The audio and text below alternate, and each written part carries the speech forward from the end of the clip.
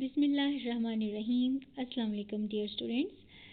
We are going to study text 2, Birkenhead Drill, subject English, first year Hyderabad board, book 1, and it is going to be presented by Mrs. Aliandi. Before starting today's story, we should know something about the background of the story, or we should have an introduction of the story. This is a tragic story of drowning a military troop ship after a collision with a hidden rock. But at the end, we feel ourselves more courageous and brave rather than sad. So, students, there are few important points taken from the story. Actually, this is a story written in a form of essay. It is a British troop ship, a military troop ship. It was wrecked in 25th February 1851. That ship was carrying people 630, or you may say 630 people were traveling in that ship. Women and children were 170, and that ship was heading from England to Cape Town, South Africa. So, students, we should go through the main story of that main events of the story. Birkenhead Drill was a military troop ship. It was first iron-framed ship supposed to be undefeated, or you may say undestroyed. It was supposed to be undestroyed ship. Birkenhead drill एक military troop ship का नाम था जो कि 1851 में soldiers और उनकी families को साउथ अफ्रीका लेके जा रहा था. इस शिप के अंदर 630 लोग थे, जिनमें से 170 वुमेन और चिल्ड्रन थे. वो तमाम सोल्जर्स बहुत यंग और इनएक्सपीरियंस थे. उन्होंने अपने कैरियर का अभी बिल्कुल आगाज़ किया था, बिल्कुल फ्रेश. अपनी ट्रेनिंग कंप्लीट करने के बाद वो अपनी फर्स्ट वॉयज या कैंपेन पर निकले थे, और उन्होंने रिसेंटली मिलिट्री को भी ज्वाइन किया था. Theme Birkenhead's theme is to stand still bravely to face certain death so that the weaker ones may have a chance of life. जब हमने इस स्टोरी को पढ़ा तो हमने ये एक्सट्रैक्ट किया कि ये स्टोरी है एक्स्ट्रा करेज और ब्रेवरी की, जिसमें वो सब लोग अपनी डेथ को फेस करने के लिए रेडी हैं, बिल्कुल तैयार खड़े हैं, और अपने से जो वीक हैं उनकी जानें बचा रहे हैं. This story is heroic example of self sacrifice and discipline. Women and children first is a code of conduct starting from 1851. और इस शिप ने अपना जो है वो एक मॉडल छोड़ा, और ये कोड ऑफ कंडक्ट बन गया थ्रू आउट द वर्ल्ड कि जब भी सर्वाइवल की बात आएगी, नैरो एस्केप होगा, तो उसमें सबसे पहले किसको सर्वाइव किया जाएगा? Women and children. Where by the lives of women and children were to be saved first in a life threatening situation. Okay, we should go through the remaining part of the story. अब वो military ship जो कि अभी अपनी voyage पे, अपनी journey पर रवाना ही हुआ था, अभी वो अपनी डेस्टिनेशन से 64 किलोमीटर दूर रह गया था. मतलब जिस जगह पर केप टाउन साउथ अफ्रीका उसने पहुंचना था, अभी वहां से वो सिर्फ 64 किलोमीटर दूर था कि समंदर में एक अनडिस्कवर्ड रॉक थी जो कि किसी भी सी मैप में अभी जाहिर नहीं होती थी. कोई भी ऐसा मैप नहीं था जिसमें वो क्लियरली नज़र आती हो. अब ये ऐसे में से line, this is a quotation from the essay और story. It lay hidden under the surface of the sea as if it were a wild creature waiting for its prey. Okay students, अब साथ साथ story को understand करने के लिए आपको page number 11, 12 और 13 अपनी बुक के ओपन करके अपने सामने रखने हैं, क्योंकि मैंने इस स्टोरी की कुछ लाइंस उसके अंदर ऐड की हैं ताकि आप इजीली इन कोटेशंस की हेल्प से इस स्टोरी को अंडरस्टैंड कर सकें.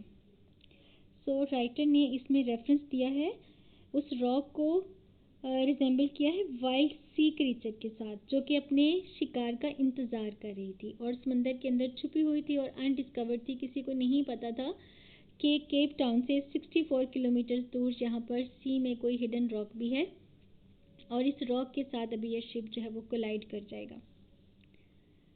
On 25th February, 2 o'clock early morning, when it was very near to its destination, this ship was struck to the hidden rock with great force. क्योंकि शिप जो था वो अपनी पूरी स्पीड में जा रहा था, पूरी फोर्स के साथ जा रहा था और अनडिस्कवर्ड रॉक के साथ वो पूरी फोर्स के साथ ही कोलाइड करता है, पूरी फोर्स के साथ ही स्ट्रक करता है। 10 minutes later, it struck the rock again and was split into two parts. It means 2 दफ़ा कोलिजन हुआ था 10 मिनट के गैप के बाद, और वो सब लोग जो गहरी नींद में सो रहे थे, सुबह के 2 बजे का टाइम था, वो इस धमाके की आवाज़ से जागे और सब एकदम समझ गए थे कि कुछ बहुत ख़तरनाक हुआ है, कुछ ऐसा हॉरिबल इवेंट हुआ है। सब के सब लोग जो है वो शिप के ऊपर वाले हिस्से में अपनी जान बचाने के लिए भागे, जो अभी तक पानी से बाहर था। इसका मतलब ये है कि हाफ पार्ट जो था वो उसका ऑलरेडी पानी के अंदर डूब गया था धमाके से फौरी तौर के बाद, थोड़ी देर के बाद ही।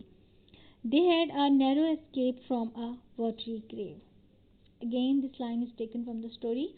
अब ये पानी उनके लिए ग्रेव बन चुका था, क्योंकि अब उनको यहाँ पर कोई भी एस्केप नहीं है। अभी उनके लिए उनकी डेथ जो है वो सर्टन है, यकीनन अब उनको डेथ का सामना करना पड़ेगा। When the ship struck, most of lifeboats were damaged. Only 3 were to be saved. जब शिप का उसके साथ टकराव हुआ, उस दौरान में इस हद तक बड़ा नुकसान हुआ कि सारी की सारी लाइफ बोट्स भी डैमेज हो गई थी। Only 3 life boats were to be used, और 3 लाइफ बोट्स के लिए सिर्फ और सिर्फ उनमें बैठने की जो कैपेसिटी थी वो 180 पैसेंजर्स थी जो कि उसमें बैठ सकते थे, और जो बाकी रह जाने वाले थे उनके लिए मौत यकीनी थी, क्योंकि पानी में या तो वो डूबकर मर जाते या फिर लाइव शार्क्स उनको खा लेती। 630 लोगों में 180 लोगों को बचाना ज़रूरी था, बचाना मुमकिन था। सो वहाँ पर शिप क्रू, शिप के कैप्टन और मैनेजमेंट ने जो स्ट्रेटजी बनाई वो ये थी, women and children first was the order of the day. The men stood still in complete discipline as if they are ready for daily drill or exercise. अब वो सारी की सारी सोल्जर्स जो थे वो इस तरह से लाइनअप होकर खड़े थे, अपनी मौत का इंतज़ार कर रहे थे कि जैसे अब वो रोज़मर्रा रूटीन के लिए या ड्रिल के लिए निकल रहे हैं। यहाँ पर किसी किस्म का कोई हंगामा नहीं था, कोई पैनिक नहीं था। They were going to face death and they were not even frightened. The ship's company with the captain stood by the soldiers and went down with them as the wrecked ship sank into the water. Even ship की company और captain और ये सब लोग drown हो गए, और उन्होंने उसी ज़्यादा, उसी अजमत और उसी शान के साथ मौत का सामना किया जिस तरह के आम लोगों ने किया। There was no panic and fear of death. Instead, everyone was loyal to himself and to his duty.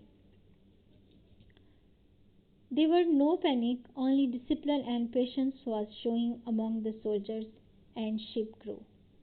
अब यहाँ पर कोई चीखो पुकार नहीं थी, कोई पैनिक नहीं था, कोई शोर नहीं था, सिर्फ और सिर्फ जो चीज़ हमें नज़र आ रही थी वो था डिसिप्लिन।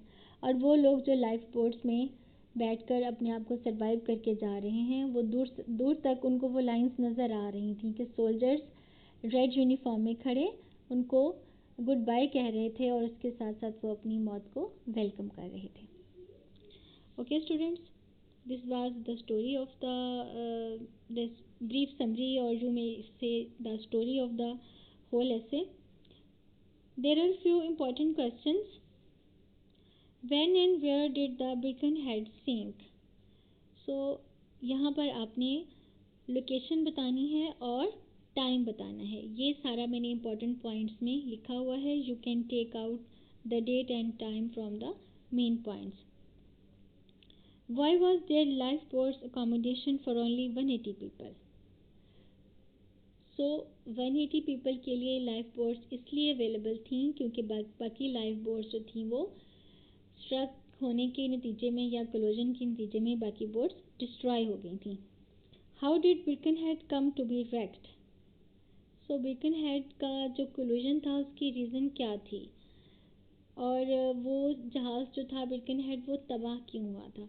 तो उसकी रीज़न जो है वो एक्सप्लेनेशन मैंने आपको बताई है कि it was a collision with a hidden rock under the sea. Was there enough room in the lifeboats for all the women and children on board? No, it was not. You can find out the answer from the explanation. Describe the behavior of the soldiers while the women and children escaped in the boat. So, the behavior of the soldiers were very peaceful. They were showing discipline and patience, and they were saying goodbye to them with full heart, and they were very fully ready to face the death. So, students, you have to find out the detailed answers after reading the full essay or full story, and you have to complete your assignments, and you should send your feedback. Thank you very much.